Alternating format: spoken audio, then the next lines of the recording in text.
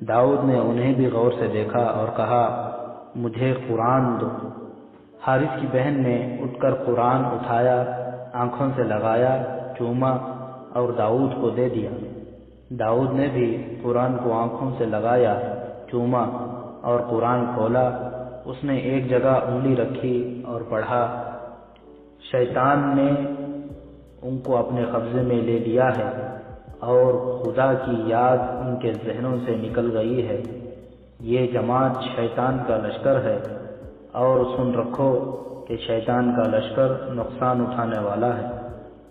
جو لوگ خدا اور اس کے رسول کی مخالفت کرتے ہیں وہ ذلیل و خوار ہوں گے۔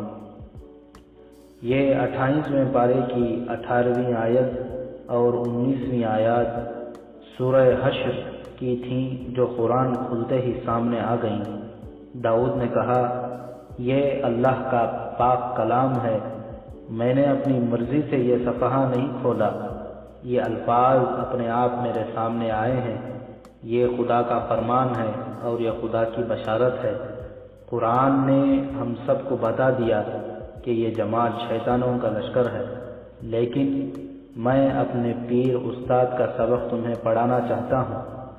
بے شک قرآن نے فرمایا ہے کہ جو لوگ خدا اور اس کے رسول کی مخالفت کرتے ہیں وہ ذلیل و خوار ہوں گے، لیکن وہ اس وقت تک ذلیل و خوار نہیں ہوں گے جب تک ہم کوشش کر کے ان کی ذلت و خواری کا سامان پیدا نہیں کریں گے۔ یہ ہم سب پر فرض عائد ہوتا ہے کہ ہم انہیں ذلیل و خوار کریں۔ اس نے قرآن دونوں ہاتھوں پر رکھ کر ہاتھ آگے کیے اور سب سے کہا، سب اپنا اپنا دایاں ہاتھ خدا کے اس پاک کلام پر رکھو اور کہو، تم راست سے پردہ نہیں اٹھاؤ گے اور دشمن کو شکست دینے میں اپنی جانیں قربان کر دو گے۔ سب نے، جن میں دونوں خواتین بھی شامل تھیں، قرآن پر ہاتھ رکھ کر قسم کھائیں۔ قرآن نے ان کے اندر جو تاثر پیدا کر دیا تھا وہ ان کے چہروں سے ظاہر ہو رہا تھا۔ کمرے میں ایسی خاموشی طاری ہو گئی کہ سب کی سانسوں سے بھی آوازیں سنائی دے رہی تھیں۔ سب داؤد کی طرف دیکھ رہے تھے۔ تم سب نے قرآن پر ہاتھ رکھ کر قسم کھائی ہے۔ داؤد نے کہا، خداوند تعالیٰ نے قرآن تمہاری زبان پر اتارا ہے، تم اس مقدس کتاب کا ایک ایک لفظ سمجھتے ہو۔ اگر تم نے اس قسم سے انحراف کیا تو اس کی سزا قرآن میں لکھی ہوئی ہے، تم بھی اسی ذلت اور رسوائی میں پھینک دیے جاؤ گے جو شیطان کے لشکر کے مقدر میں لکھی ہوئی ہے۔ تم کون ہو؟ بوڑھے نے حیرت زدہ آواز میں داؤد سے پوچھا۔ تم کسی بہت بڑے عالم کے مرید معلوم ہوتے ہو۔ میرے پاس کوئی علم نہیں، داؤد نے کہا، میرے پاس عمل ہے۔ میں قرآن کی روشنی میں جان ہتھیلی پر رکھ کر یہاں آیا ہوں۔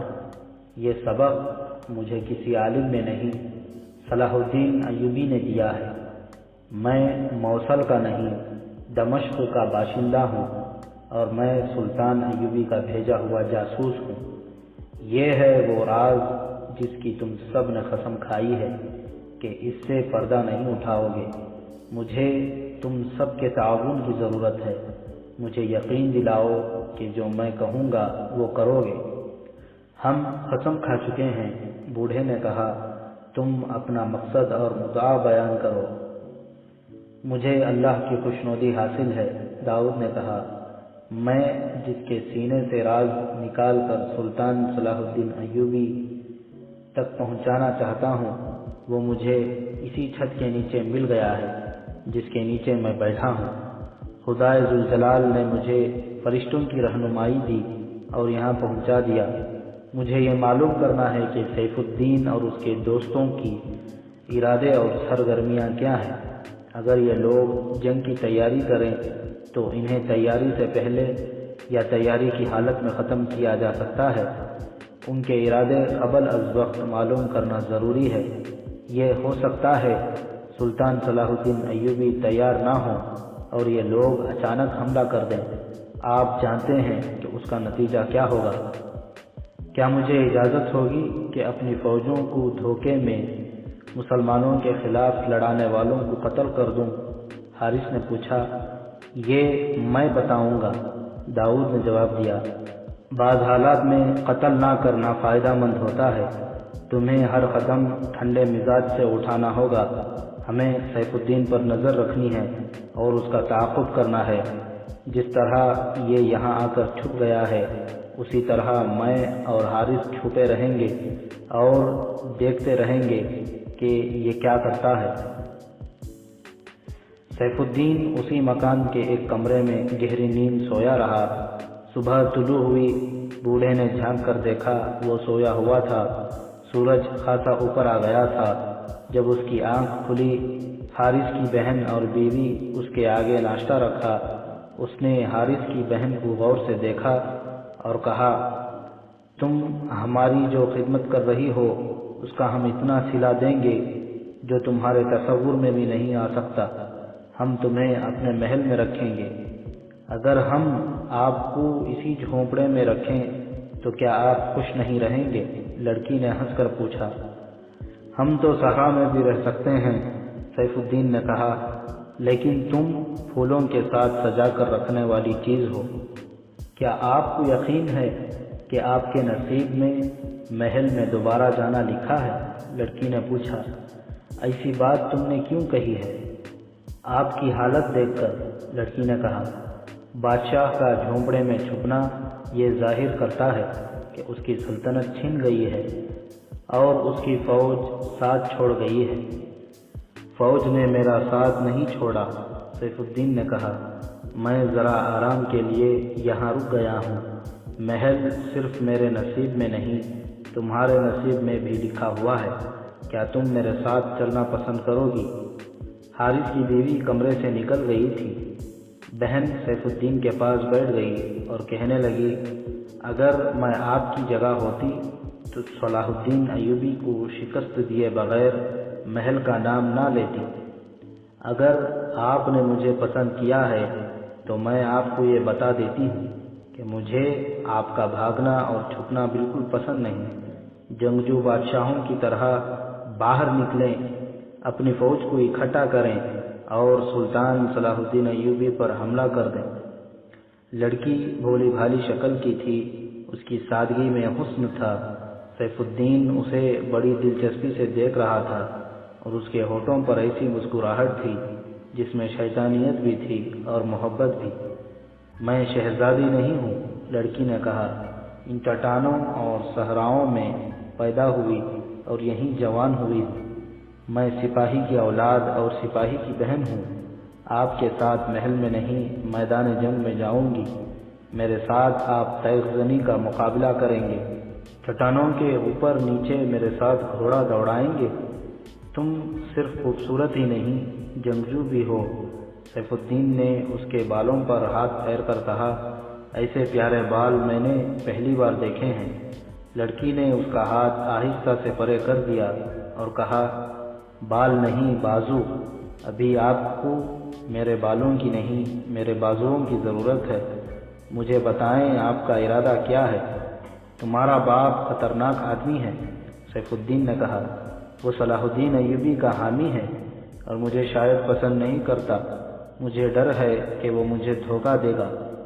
لڑکی ہنس پڑی اور بولی، وہ بوڑھا آدمی ہے، معلوم نہیں آپ کے ساتھ اس نے کیا باتیں کی۔ ہمارے سامنے رات سے وہ آپ کی تعریف کر رہا ہے۔ اس نے صلاح الدین ایوبی کا صرف نام سنا ہے، اس کے متعلق اور کچھ نہیں جانتا۔ اس سے آپ نہ ڈریں، ضعیف آدمی آپ کا کیا بگاڑ سکتا ہے؟ مجھے آزمائیں۔ سیف الدین نے اس کی طرف ہاتھ بڑھایا تو لڑکی پیچھے ہٹ گئی، کہنے لگی، میں آپ کو اپنے جسم سے محروم نہیں کروں گی، اپنے آپ کو آپ کے حوالے کر دوں گی، لیکن اس وقت جب آپ صلاح الدین ایوبی کو شکست دے کر آئیں گے۔ آپ اس وقت مشکل میں ہیں، مجھ سے دور رہیں۔ مجھے یہ بتائیں کہ آپ کا کیا ارادہ ہے؟ سیف الدین عیاش اور زن پرست انسان تھا۔ جوان اور خوبصورت لڑکی اس کے لیے عجوبہ نہیں تھی، لیکن اس لڑکی میں اس نے یہ عجیب بات دیکھی کہ وہ اس کے آگے جھک نہیں رہی تھی۔ اس کے آگے تو ہر لڑکی سدھائے ہوئے جانور کی طرح اشاروں پر ناچا کرتی تھی۔ اس لڑکی نے اس پر ایسا وار کیا کہ اس کی غیرت بھڑک اٹھی۔ سنو لڑکی، اس نے کہا، تم نے میری مردانگی کا امتحان لینا چاہا ہے۔ میں اب اس وقت تمہارے جسم کو ہاتھ لگاؤں گا جس وقت میرے ہاتھ میں صلاح الدین ایوبی کی تلوار ہوگی اور میں اسی کے گھوڑے پر سوار ہوں گا۔ مجھ سے وعدہ کرو کہ تم میرے پاس آ جاؤ گی، مجھے اپنے ساتھ میدان جنگ میں لے چلیں۔ لڑکی نے کہا، نہیں۔ سیف الدین نے کہا، مجھے اپنی فوج تیار کرنی ہے۔ میں نے ایک آدمی کو موصل بھیج دیا ہے۔ میں نے انہیں کہلا بھیجا کہ فوجیں اکٹھی کرو اور فوراً صلاح الدین ایوبی پر حملہ کرو تاکہ وہ ہمارے شہروں کا محاصرہ کرنے آگے نہ آ سکے۔ آج شام تک میرے دونوں آدمی واپس آ جائیں گے تو معلوم ہوگا کہ حلب اور حرم کی فوجیں کس حالت میں ہیں۔ ہم شکست تسلیم نہیں کر رہے، جوابی حملہ کریں گے اور فوراً کریں گے۔ سیف الدین کی شخصیت یہی کچھ تھی۔ زن پرستی اور ایمان فروشی نے اس کا کردار اتنا کھوکھلا کر دیا تھا کہ اس نے ایک الہڑ اور سیدھی سادی لڑکی سے متاثر ہو کر اسے راز کی بھی ایک دو باتیں بتا دیں۔ لڑکی نے اس کا ہاتھ چوم لیا اور کمرے سے نکل گئی۔ اس کے ساتھ جو دو آدمی آئے تھے ان میں سے ایک کو اس نے موصل بھیجا ہے اور دوسرے کو حلب۔ حارث کی بہن اپنے باپ کو حارث اور داؤد کو بتا رہی تھی۔ اس کا ارادہ یہ ہے کہ تینوں فوجوں کو اکٹھا کر کے صلاح الدین ایوبی پر فوراً حملہ کیا جائے تاکہ وہ آگے آ کر ان کے شہروں کو محاصرے میں نہ لے سکیں۔ اس کے جو دو آدمی گئے ہوئے ہیں وہ آ کر اسے بتائیں گے کہ فوجیں لڑنے کی حالت میں ہیں یا نہیں۔ سیف الدین نے اسے جو کچھ بتایا تھا وہ اس نے اپنے باپ، بھائی اور داؤد کو بتا دیا۔ یہ لڑکی جس کا نام فوزی تھا کوئی ایسی چالاک اور ہوشیار لڑکی نہیں تھی۔ اسے خدا نے ذہانت اور جذبہ عطا کیا تھا۔ داؤد نے اسے بتایا تھا کہ وہ سیف الدین کے دل سے راز نکالے۔ فوزی کو اس نے طریقہ بھی بتایا تھا اور یہ بھی بتا دیا تھا کہ یہ شخص عیاش اور بدکار ہے، اس لیے اس کے جال سے بچ کر رہنا۔ فوزی نے یہ کام خوش اسلوبی سے کر لیا۔ اس نے سیف الدین سے جو باتیں کہلوائی تھیں اس سے داؤد کو یہ پتہ چل گیا کہ سیف الدین کا پیچھا کرنا ضروری ہے۔ آدھی رات سے کچھ دیر پہلے بوڑھے کی آنکھ کھل گئی۔ اس نے دروازے پر دستک سنی اور گھوڑے کو ہنہناتے بھی سنا۔ اس نے دروازہ کھولا۔ باہر سیف الدین کا نائب سالار کھڑا تھا۔ بوڑھا اس کا گھوڑا دوسری طرف لے گیا اور نائب سالار اندر چلا گیا۔ بوڑھے نے جا کر نائب سالار سے کھانے کے متعلق پوچھا۔ اس نے انکار کر دیا۔ بوڑھے نے غلاموں کی طرح ان سے سلوک کیا۔ سیف الدین نے اسے کہا کہ وہ جا کر سو جائے۔ بوڑھا رعایا کی طرح کے آداب سے وہاں سے نکلا۔ اس نے داؤد کو جگایا اور دونوں نے دروازے کے ساتھ کان لگا دیے۔ گمشتگین کے متعلق معلوم ہوا ہے کہ وہ حلب میں ملک الصالح کے ساتھ ہے۔ نائب سالار کہہ رہا تھا، میں نے موصل میں جو حالات دیکھے ہیں وہ کوئی ایسے برے نہیں کہ ہم لڑ ہی نہ سکیں۔ صلاح الدین ایوبی ترکمان رک گیا ہے۔ صلیبیوں کے جاسوسوں نے بتایا ہے کہ وہ الجزیرہ، دیار اور بقرہ اور ارد گرد کے علاقوں سے لوگوں کو فوج میں بھرتی کر رہا ہے۔ یوں معلوم ہوتا ہے جیسے وہ فوری طور پر پیش قدمی نہیں کرے گا، پیش قدمی ضرور کرے گا جو طوفانی ہوگی۔ اس کی فوج کی خیمہ گاہ بتا رہی تھی وہ وہاں زیادہ دن قیام کرے گا۔ وہ غالباً اس خوش فہمی میں مبتلا ہے کہ ہم لڑنے کے قابل نہیں رہے۔ ہماری جو فوج موصل پہنچی ہے اس کی نفری 1/3 سے کچھ زیادہ کم ہے۔ یہ سپاہی مارے گئے ہیں اور ان میں لاپتہ بھی شامل ہیں۔ تو کیا یہ ممکن ہو سکتا ہے کہ ہم اسی فوج سے صلاح الدین ایوبی پر حملہ کر دیں؟ سیف الدین نے پوچھا۔ صرف ہماری فوج حملے کے لیے کافی نہیں، نائب سالار نے کہا۔ الملک الصالح اور گمشتگین کو ساتھ ملانا ضروری ہے۔ ہمارے مشیروں صلیبیوں نے بھی یہی مشورہ دیا ہے۔ تم نے انہیں بتا دیا ہے کہ میں کہاں ہوں؟ سیف الدین نے پوچھا۔ میں نے یہ جگہ نہیں بتائی، نائب سالار نے جواب دیا۔ انہیں یہ بتایا ہے کہ آپ ترکمان کے مضافات میں گھوم پھر رہے ہیں اور صلاح الدین ایوبی کی نقل و حمل کو اپنی آنکھوں دیکھنے کی کوشش کر رہے ہیں تاکہ اگلے معرکے کا منصوبہ تیار کیا جا سکے۔ میرا خیال ہے کہ 3-4 روز بعد آپ کو موصل چلے جانا چاہیے۔ مجھے حلب کی خبر معلوم کر لینے دو، سیف الدین نے کہا۔ وہ کمانڈر کل شام تک واپس آ جائے گا۔ تم جانتے ہو کہ وہ مشتقین شیطان کی فطرت کا انسان ہے۔ اسے اپنے قلعے ہرن میں چلے جانا چاہیے تھا۔ حلب میں وہ کیا کر رہا ہے؟ میں موصل جانے سے پہلے حلب جاؤں گا۔ مشتقین بے شک ہمارا اتحادی ہے، مگر میں اسے اپنا دوست نہیں کہہ سکتا۔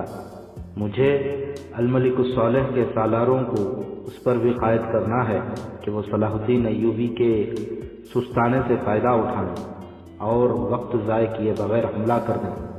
میں اب یہ مشورہ بھی دوں گا کہ تینوں فوجیں ایک مرکزی کمان کے ماتحت ہونی چاہیے تھیں اور ان کا ایک سالار اعلیٰ ہونا چاہیے۔ ہم نے صرف اس لیے شکست کھائی ہے کہ ہماری فوجوں کی کمان الگ الگ تھیں۔ ہمیں ایک دوسرے کے منصوبے اور چالوں کا علم ہی نہیں تھا، ورنہ مظفر الدین نے صلاح الدین ایوبی کے پہلو پر جو حملہ کیا تھا وہ کبھی ناکام نہ ہوتا۔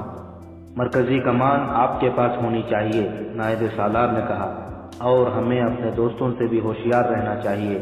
سیف الدین نے کہا اور پوچھا، صلیبی ہمیں مدد دیں گے؟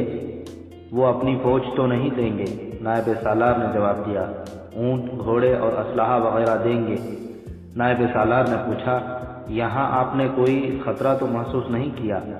نہیں، سیف الدین نے کہا۔ بوڑھا قابل اعتماد معلوم ہوتا ہے۔ اس کی بیٹی جال میں آ گئی ہے، لیکن جذباتی اور جوشیلی ہے۔ کہتی ہے کہ پہلے صلاح الدین ایوبی کو شکست دو، اس کی تلوار لاؤ، اس کے گھوڑے پر سوار ہو کر آؤ اور میں تمہارے ساتھ چلوں گی۔ نائب سالار نے قہقہا لگایا۔ حارث، اس کا باپ اور داؤد دروازے کے ساتھ کان لگائے سن رہے تھے۔ سیف الدین اور اس کے نائب سالار کے فرشتوں کو بھی معلوم نہ تھا کہ اس گھر میں صرف ایک بوڑھا اور 2 لڑکیاں ہی نہیں، 2 جوان مجاہد بھی ہیں جو کبھی بھی موزوں موقع پر اسے قتل کر دیں گے۔ سیف الدین کو ذرا سا بھی شک نہیں ہوا تھا کہ اس نے فوزی کو اپنے جال میں نہیں پھانسا، بلکہ خود اس کے جال میں آ گیا۔ داؤد اور حارث اندر رہے۔ سیف الدین اور اس کا نائب سالار دیوڑی کے ساتھ والے کمرے میں بند رہے۔ دن کے دوران فوزی 3-4 بار اس کے کمرے میں گئی۔ وہ چونکہ اس سے 2 ہاتھ دور رہتی تھی، اس لیے سیف الدین اس کی طرف اور زیادہ کھینچا آتا تھا۔ فوزی نے اس سے پوچھا، تمہارا بھائی میری فوج میں سپاہی ہے، میں اسے جیش کا کمانڈر بنا دوں گا۔ ہمیں تو یہ بھی معلوم نہیں کہ وہ زندہ بھی ہے یا نہیں، فوزی نے کہا۔ اگر وہ زندہ نہ ہوا تو ہم بے آسرا ہو جائیں گے۔ اس صورت میں میں تمہارے باپ کو اور تمہارے بھائی کی بیوی کو بھی اپنے ساتھ لے جاؤں گا، سیف الدین نے کہا۔ فوزی کا باپ بھی سیف الدین کے پاس جاتا رہا۔ اس نے عملی طور پر سیف الدین کو یقین دلا دیا کہ وہ اس کا وفادار ہے۔ رات کو پھر دروازے پر دستک ہوئی۔ بوڑھے نے دروازہ کھولا۔ باہر سیف الدین کا وہ کمانڈر کھڑا تھا جسے اس نے حلب روانہ کیا تھا۔ بوڑھے نے اسے سیف الدین کے کمرے میں بھیج دیا اور اس کا گھوڑا دوسرے گھوڑوں کے ساتھ باندھ کر کمانڈر سے کھانے کے متعلق پوچھنے لگا۔ کمانڈر بہت تیز آیا تھا، کہیں رکا نہیں تھا، اس لیے راستے میں کچھ کھا نہیں سکا تھا۔ بوڑھا اندر کھانا لینے کے لیے گیا تو فوزی نے کہا کہ وہ کھانا لے جائے گی اور باتیں سنے گی۔ وہ کھانا لے کر گئی تو کمانڈر بولتے بولتے چپ ہو گیا۔ سیف الدین نے کہا، تم بات کرو، یہ اپنی بچی ہے۔ فوزی کمانڈر کے آگے کھانا رکھ کر سیف الدین کے قریب بیٹھ گئی۔ یہ پہلا موقع تھا کہ وہ اس کے اتنی قریب بیٹھی تھی۔ سیف الدین نے اس کا ہاتھ اپنے ہاتھ میں لے لیا۔ فوزی نے ہاتھ چھڑایا نہیں، ورنہ صلیبیوں کا یہ دوست ہاتھ سے نکل جاتا۔ حلب کی فوج کا جذبہ قابل تعریف ہے، کمانڈر نے بات شروع کی۔ فوزی نے سیف الدین کی انگلی میں پڑی ہوئی انگوٹھی کو انگلیوں میں مسلنا اور اس کے ہیرے کو بچوں کے سے اشتیاق سے دیکھنا شروع کر دیا، جیسے اسے کمانڈر کے باتوں کے ساتھ کوئی دلچسپی نہ ہو، لیکن اس کے کان اسی طرف لگے ہوئے تھے۔ کمانڈر کہہ رہا تھا، الملک الصالح نے صلاح الدین ایوبی کو صلح کا پیغام بھیجا ہے۔ صلح کا پیغام؟ سیف الدین نے بڑک کر پوچھا۔ جی ہاں، صلح کا پیغام، کمانڈر نے کہا، لیکن مجھے پتا چلا ہے کہ اس نے صلاح الدین ایوبی کو دھوکہ دیا ہے۔ اس کے صلیبی دوست اس کی فوج کے سامان کا نقصان پورا کر رہے ہیں اور اسے اکسا رہے ہیں کہ وہ موصل اور ہرن کی فوجوں کو مشترکہ کمان میں لا کر صلاح الدین ایوبی پر فوراً حملہ کرے۔ اگر صلاح الدین ایوبی کی فوج نے سستا لیا اور اس نے اسی علاقے سے لوگوں کو بھرتی کر کے نفری پوری کر لی تو پھر اسے روکنا محال ہو جائے گا۔ جاسوس خبر لائے ہیں کہ صلاح الدین ایوبی نے ترکمان کے سبزیزار میں لمبے عرصے کے لیے پڑاؤ کر لیا ہے اور پیش قدمی کی تیاریاں بہت تیزی سے کر رہا ہے۔ الملک الصالح کے سالار بھی یہی کہتے ہیں کہ ترکمان کے مقام پر صلاح الدین ایوبی پر فوراً حملہ ہونا چاہیے۔ میں نے حلب کی فوج کے ایک صلیبی مشیر کے ساتھ بات کرنے کا موقع پیدا کر لیا تھا۔ میں نے انجان بن کر اسے کہا کہ ہم فوری حملے کے قابل نہیں۔ اس نے کہا کہ یہ تمہاری بہت بڑی جنگی لغزش ہوگی۔ صلاح الدین ایوبی پر حملے کا مقصد یہ نہیں ہوگا کہ اسے شکست دی جائے، مقصد یہ ہوگا کہ اسے تیاری کی مہلت نہ دی جائے، اسے ترکمان کے علاقے میں پریشان رکھا جائے اور ایسی لڑائی لڑی جانے پر جو طویل ہو، جنگ نہ ہو، معرکے لڑے جائیں۔ یہ معرکے صلاح الدین ایوبی کے انداز کے ہی ہوں، یعنی ضرب لگاؤ اور بھاگو، شبخون مارو اور کوشش کرو کہ ترکمان کے سبزیزار سے جہاں پانی بھی بہت ہے، صلاح الدین ایوبی کو پیچھے ہٹا دیا جائے تاکہ اس کی فوج کو چارہ اور پانی نہ مل سکے۔ بہت اچھی ترکیب ہے، سیف الدین نے کہا۔ ایسی جنگ میرا شیر سالار مظفر الدین لڑ سکتا ہے۔ وہ بہت عرصہ صلاح الدین ایوبی کے ساتھ رہا ہے۔ میں کوشش کروں گا کہ تینوں فوجوں کی مشترکہ کمان مجھے مل جائے۔ میں صلاح الدین ایوبی کو صحرائے لومڑی کی طرح دھوکہ دے دے کر ماروں گا۔ فوزی نے سیف الدین کی تلوار لے لی اور اسے نیام سے نکال کر دیکھنے لگی۔ وہ بالکل بھولی بنی ہوئی تھی۔ میں نے کوشش کی تھی کہ الملک الصالح کے ساتھ میری ملاقات ہو جائے، کمانڈر نے کہا، لیکن سالاروں اور دوسرے حکام نے اسے ایسا گھیرا ہوا تھا کہ میں اسے نہ مل سکا۔ یہ باتیں اس کے سالاروں سے معلوم کی ہیں۔ تمہیں آج پھر حلب جانا ہوگا، سیف الدین نے کہا۔ الملک الصالح کو یہ پیغام دینا کہ تم نے صلاح الدین ایوبی کے ساتھ صلح کر کے ہمیں دھوکہ دیا ہے، تم نے اس کے حوصلے بڑھا دیے ہیں، اس کے ہاتھ مضبوط کر دیے ہیں، وہ ہم میں سے کسی کو بھی نہیں بخشے گا۔ تم ابھی بہت چھوٹے ہو، گھبرا گئے ہو، یا تمہارے سالاروں نے لڑائی سے بچنے کے لیے تمہیں مشورہ دیا ہے۔ سیف الدین نے اسے موضوع کا طویل پیغام دیا اور کمانڈر سے کہا، تمہیں شہر کی تاریکی میں نکل جانا چاہیے، دن کے وقت تمہیں اس گاؤں میں کوئی نہ دیکھے۔ یہ تھا وہ پیغام جس کا ذکر تاریخ میں آیا ہے۔ کمانڈر کچھ دیر آرام کر کے حلب کو روانہ ہو گیا۔ فوزی نے جو کچھ سنا تھا وہ داؤد کو بتا دیا۔ یہ معلومات بھی کام کی تھیں۔ حارث اور اس کا باپ گہری نیند سو گئے۔ داؤد کسی کام سے باہر نکلا، فوزی بھی دبے پاؤں نکل آئی۔ داؤد اپنے گھوڑے کے پاس جا رکا، فوزی بھی وہیں چلی گئی۔ مجھے اس سے کوئی بڑا کام بتاؤ، فوزی نے کہا۔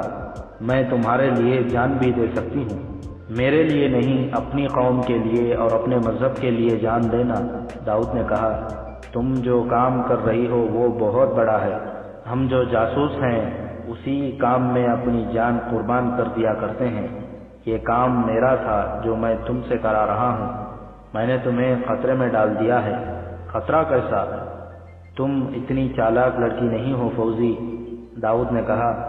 سیف الدین بادشاہ ہے، وہ اس جھونپڑے میں بھی بادشاہ ہے، تو کیا بادشاہ مجھے کھا جائے گا؟ فوزی نے کہا۔ میں چالاک تو نہیں، سیدھی سادھی بھی نہیں ہوں۔ تم نے بادشاہی کی چمک دیکھی تو تمہاری آنکھیں بند ہو جائے گی۔ दाऊद ने कहा, इन लोगों ने इसी चमक से अंधा होकर ईमान बेचा है और इस्लाम की जड़ें काट रहे हैं। डरता हूँ कि कहीं तुम भी इस जाल में ना आ जाओ। तुम कहाँ के रहने वाले हो? मैं कहीं का भी रहने वाला नहीं, दाऊद ने जवाब दिया। मैं जासूस और छापामार हूँ। जहाँ दुश्मन के हाथ चढ़ गया वहीं मारा जाऊँगा, और जहाँ भी मारा जाऊँगा वो मेरा वतन होगा। शहीद का लहू जिस ज़मीन पर गिरता है वो ज़मीन सल्तनत इस्लामिया की हो जाती है। उस ज़मीन को कुफ्र से पाक करना हर मुसलमान का फ़र्ज़ बन जाता है। हमारी माँओं और बहनों ने हमें जवान किया और खुदा के हवाले कर दिया है। उन्होंने अपने दिलों पर पत्थर रख लिए हैं और इस ख्वाहिश से दस्तबरदार हो गई हैं कि हम उन्हें कभी नहीं मिलेंगे। तुम्हारे दिल में अपने घर जाने की, अपनी माँ को देखने की, बहन से मिलने की ख्वाहिश तो होगी। फौजी ने जज्बाती लहजे में कहा, इंसान ख्वाहिशों का गुलाम हो जाए तो फ़र्ज धरे रह जाते हैं। दाऊद ने कहा, जान से पहले जज्बात कुर्बान करने पड़ते हैं, तुम्हें भी ये कुर्बानी देनी होगी। फौजी उसके करीब हो गई और बोली, मुझे अपने साथ रख सकते हो? नहीं, दाऊद ने कहा। कुछ दिन मेरे पास रह सकते हो? फौजी ने पूछा। मेरे फ़र्ज ने ज़रूरत समझी तो रहूँगा, दाऊद ने कहा। मुझे अपने पास रख कर क्या करोगी? तुम मुझे अच्छे लगते हो ना?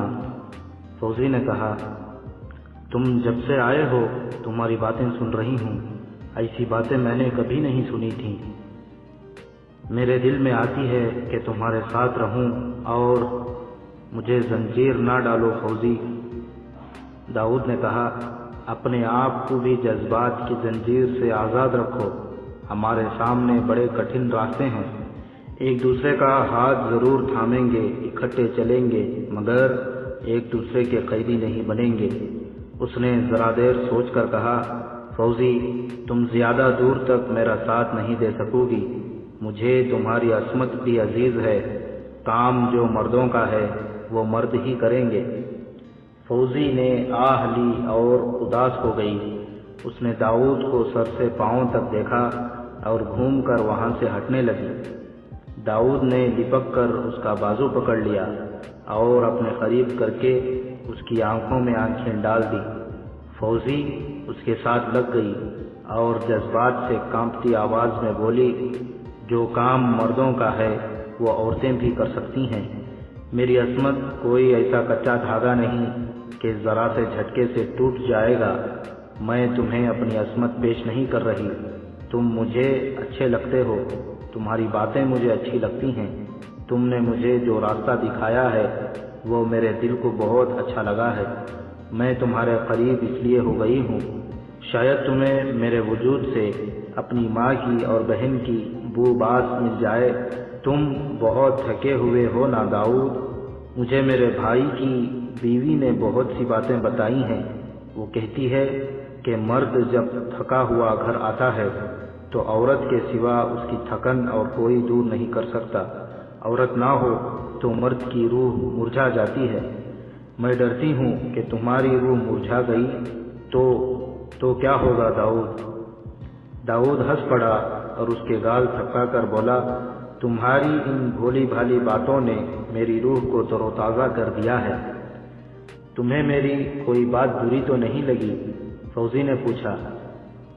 मेरे भाई को तो नहीं बताओगे कि मैं तुम्हारे पास आई थी? नहीं, दाऊद ने कहा, तुम्हारे भाई को कुछ नहीं बताऊंगा और तुम्हारी कोई बात मुझे बुरी नहीं लगी। हमारी मंजिल एक है दाऊद, फौजी ने कहा। मुझे मालूम नहीं कि दिल की बात किस तरह कही जाती है। तुमने दिल की बात कह दी है फौजी, दाऊद ने कहा, और मैंने समझ ली है। तुमने ठीक कहा है कि हमारी मंजिल एक है, मगर ये ना भूलना कि रास्ते में खून की नदी भी है जिसमें कोई पुल नहीं। अगर तुम हमेशा के लिए मेरी हो जाना चाहती हो तो हमारा निकाह लहू की तहरीर होगी। फिर हमारी लाशें एक दूसरी से दूर भी हुईं तो हम इकट्ठे हो जाएंगे। राह हक के मुसाफिरों के शादियां आसमानों में होती हैं और बारातें कहकशां के रास्ते जाया करती हैं।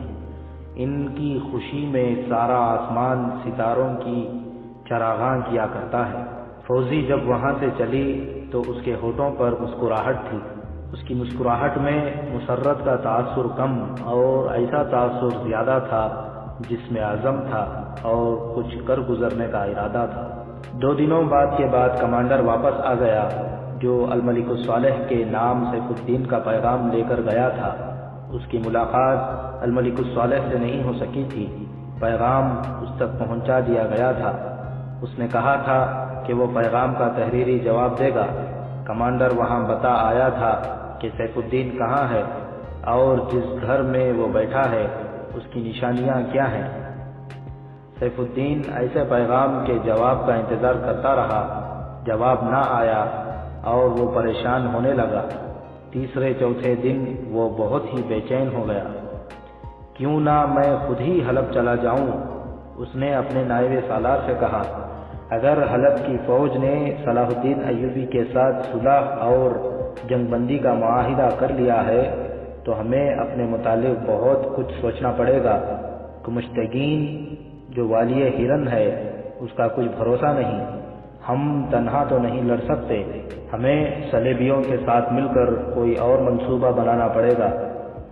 کیا یہ ممکن ہو سکتا ہے کہ الملک الصالح صلح کا معاہدہ توڑ دے؟ نائب سالار نے پوچھا۔ یہ ممکن ہے، کمانڈر نے کہا۔ میں نے اس کے جن سالاروں اور کمانڈروں سے بات کی ہے وہ کہتے تھے کہ الملک الصالح نے صلاح الدین ایوبی کو دھوکہ دیا ہے۔ اگر اس نے دھوکہ نہیں دیا تو بھی زیادہ تر سالار اور دوسرے حکام اس معاہدے کو تسلیم نہیں کرتے۔ مشیر صلیبی تو فوری حملے کے حق میں ہیں۔ آپ کو حلب چلے جانا چاہیے، نائب سالار نے ان سے کہا، اور میں موصل چلا جاتا ہوں۔ تم ایک بار پھر حلب چلے جاؤ، سیف الدین نے کمانڈر سے کہا۔ الملک الصالح کو بتا دو کہ میں آ رہا ہوں۔ تم روانہ ہو جاؤ گے تو اگلی رات میں بھی روانہ ہو جاؤں گا۔ ہو سکتا ہے وہ مجھے ملنا نہ چاہے۔ شہر سے باہر المبارک نام کے جو چشمے ہیں میں وہیں قیام کروں گا۔ الملک الصالح سے کہنا کہ مجھے وہاں ملے، اگر وہ نہ ملنا چاہے تو مجھے المبارک آ کر بتا دینا۔ کیا آپ کا اکیلے جانا مناسب ہے؟ نائب سالار نے پوچھا۔ ان علاقوں میں کوئی خطرہ نہیں، سیف الدین نے کہا۔ میں رات کو جاؤں گا، کسی کو کیا خبر کہ والی موصل جا رہا ہے۔ صلاح الدین ایوبی کے جاسوسوں اور چھاپہ ماروں کا کوئی بھروسہ نہیں، نائب سالار نے کہا۔ ان سے ہماری کوئی جگہ محفوظ نہیں، مجھے جانا ضرور ہے، سیف الدین نے کہا۔ خطرہ مول لینا ہی پڑے گا۔ آج تم موصل کو روانہ ہو جاؤ، میں کل رات حلب کو روانہ ہو جاؤں گا۔ جس وقت یہ باتیں ہو رہی تھیں اس وقت داؤد اور حارث کے کان دروازے کی درز کے ساتھ لگے ہوئے تھے۔ دونوں وہاں سے ہٹ گئے اور اپنے کمرے میں چلے گئے۔ داؤد گہری سوچ میں کھویا ہوا تھا۔ اسے سیف الدین کا تعاقب کرنا تھا، لیکن کس طرح؟ سوچ کر اس کے دماغ میں ایک ترکیب آ گئی۔ ہم سیف الدین کے محافظ بنیں گے اور اس کے ساتھ حلب جائیں گے، داؤد نے حارث سے کہا۔ ہم اچانک اس کے سامنے جائیں گے اور کہیں گے کہ ہم اس کی فوج کے سپاہی ہیں۔ اگر اس نے کہہ دیا کہ دونوں موصل چلے جاؤ تو کیا کرو گے؟ حارث نے پوچھا۔ میں اپنا جادو چلانے کی کوشش کروں گا، داؤد نے کہا۔ اگر یہ بھی ناکام ہو گیا تو پھر یہ بھی حلب نہیں جائے گا، داؤد نے کہا۔ الملک الصالح نے صلاح الدین ایوبی کے ساتھ صلح کر لی ہے تو سیف الدین اس معاہدے کو منسوخ کرانے کے لیے حلب نہیں پہنچ سکے گا۔ اس نے حارث کو سمجھا دیا کہ انہیں کیا کرنا ہے۔ اسی رات سیف الدین بند کمرے میں اپنے نائب سالار اور کمانڈر کے پاس بیٹھا انہیں آخری ہدایات دے رہا تھا۔ رات کا پہلا پہر تھا۔ پہلے کمانڈر وہاں سے نکلا، حارث کے باپ نے اسے گھوڑا کھول کر دیا تھا۔ کچھ دیر بعد نائب سالار بھی چلا گیا، سیف الدین اکیلا رہ گیا۔ وہ لیٹ گیا۔ اچانک کمرے کا دروازہ دھماکے سے کھلا۔ وہ گھبرا کر اٹھ بیٹھا۔ دیکھا فوزی سراپا مسرت اور خوشی بنی ہوئی تھی۔ وہ دوڑتی آئی اور اس کے پاس بیٹھ کر اس نے سیف الدین کے دونوں ہاتھ پکڑ لیے